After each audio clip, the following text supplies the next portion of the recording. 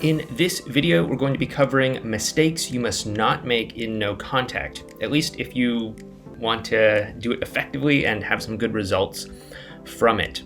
But first, my name is Clay with MODERNLOVE.LIFE, where we help you get the great loving relationship that you're looking for without having to play mind games, without having to play hard to get, and without having to pretend to be someone or something that you are not, because you deserve to be loved for the unique, amazing, and wonderful person that you are. And if you agree with me, do me a favor by hitting that thumbs up button below this video, and also by subscribing to this channel down below as well too. It does help us out. It helps tell the YouTube algorithm that these videos are useful for you and that they might be useful for other people that might kind of watch similar videos to you, because YouTube, it's owned by Google. They track everything that you do.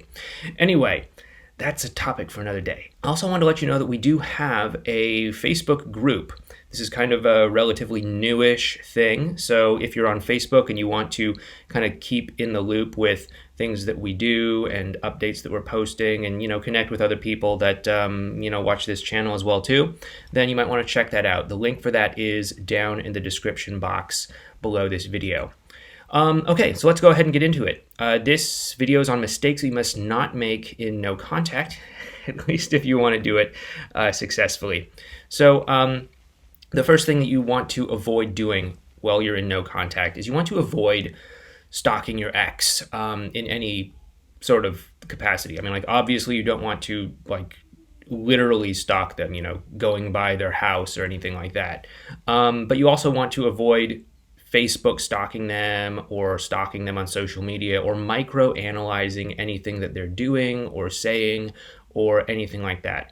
Because when you're focusing on them and what they're doing and what they're saying and who they're spending time with and all of that stuff, it's going to take your attention and your focus away from you and the experience that you should be having during no contact. We'll get into this more with some of the other points in this video, but you don't want to just be kind of dumping all of your attention onto your ex during this whole time, because that's not going to help you. It's not going to set you up for success in the long run, whether you're trying to get back together with your ex or whether you're trying to move on from the breakup or anything like that. You want to make sure that you are not just kind of stalking your ex, not using mutual friends or anything like that to kind of spy on them, not Facebook stalking them or anything like that. Just kind of let them go and let them do whatever they're going to do, and your time in no contact is a time to focus in on yourself and focus in on how you can best bring yourself to your life. Okay, more on that in just a moment.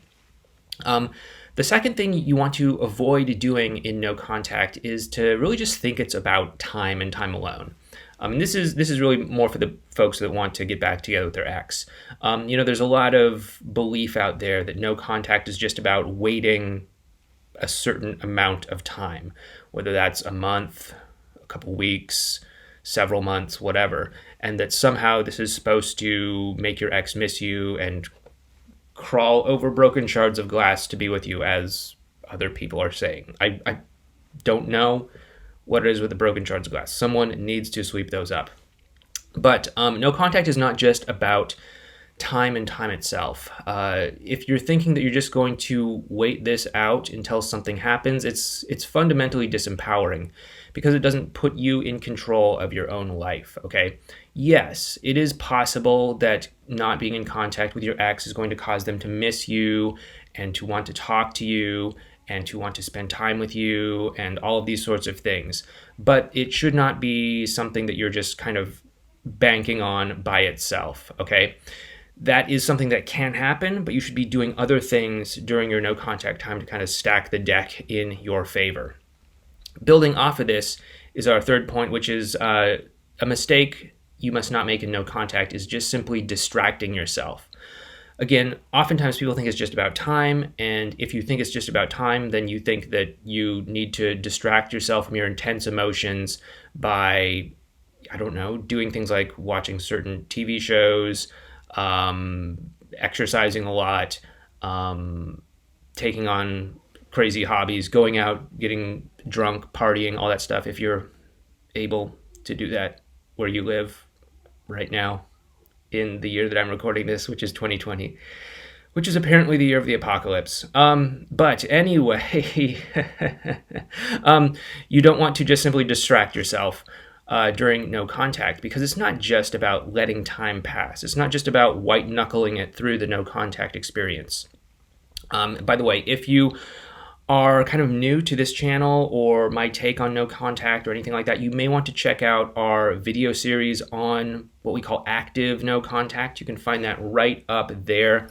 It is a little bit of a different take than maybe what you've heard from other channels. So if you're following other channels, other relationship kind of folks, then this might be a little bit different from you. But it's what's worked pretty well for our clients in the past, and chances are it might work pretty well for you. So check that out up there.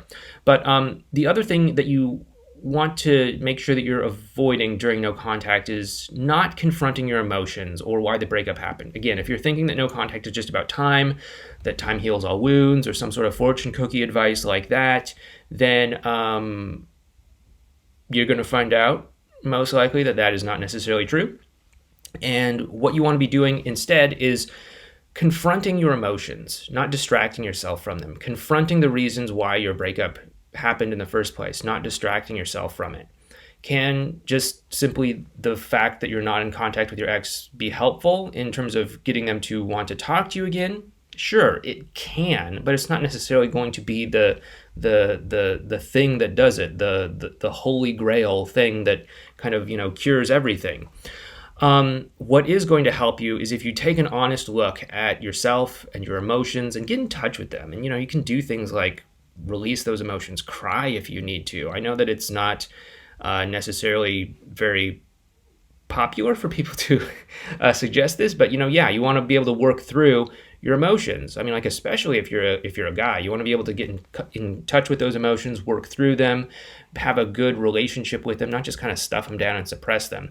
You want to own your experience, own your emotions, and not just kind of deny them, or not just kind of like let them sweep you up into some kind of, emotional place where you lose control of it. But you want to own them, feel them, acknowledge them, and find a good relationship with them. So that means maybe you feel guilty, maybe you feel embarrassed, maybe you feel sad, maybe you feel heartbroken, whatever. Sit with that emotion, feel it. Don't let it overcome you, but let it be something that you have, right? It's not something that has you. And work through that emotion, feel it. And on the other side of that, you'll have a much better relationship with it, which will do things like get you out of damage control mode and put you in a better place where you're able to interact with your ex. Also, look at your breakup and why it happened. Take an honest look. Like, what was your contributing role in that breakup? What did you do that contributed to it? Yes, of course, your ex has their own issues that they will probably need to work through if the two of you are going to get back together.